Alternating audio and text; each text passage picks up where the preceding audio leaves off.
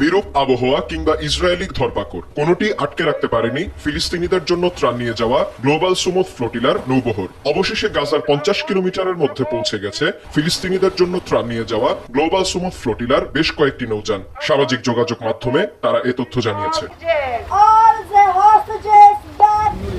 গাজা থেকে প্রায় 129 কিলোমিটার দূরে ভূমধ্য সাগরে থাকা অবস্থায় বুধবার ফ্লোটিলায় বাধা দেয় ইসরায়েলি বাহিনী। তাদের অর্ধশতাধিক নৌযানের মধ্যে থামিয়ে দেওয়া হয় অন্তত 13টি। এ সময় ফ্লোটিলার নেতৃত্ব দেয়া গ্রেটা থুনবার্গ সহ 37 দেশের আরো 2 শতাধিক অধিকার কর্মীকে আটক করে নিয়ে যায় ইসরায়েলি সেনারা। তাদের ইসরায়েলের একটি বন্দরে নিয়ে যাওয়া হচ্ছে বলে জানায় দেশটি।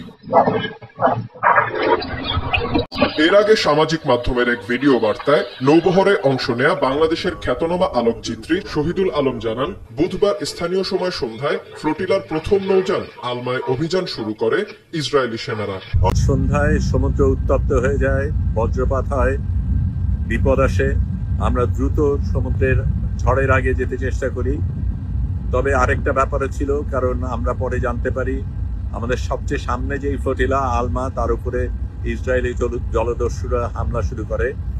আমরা এই উত্তপ্ত সাগরের মধ্যে যত দ্রুত চেষ্টা করছি এগিয়ে যেতে।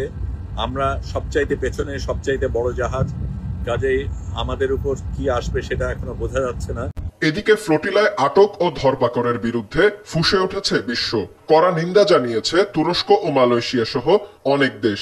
এছাড়া ইসরায়েলের এমন আগ্রাসনের প্রতিবাদে বিক্ষোভ চলছে আর্জেন্টিনা, ইতালি, জার্মানি ও স্পেনে। আটককৃতদের দ্রুত ছেড়ে দিয়ে ফিলিস্তিনে হত্যাযজ্ঞ বন্ধের দাবি তাদের।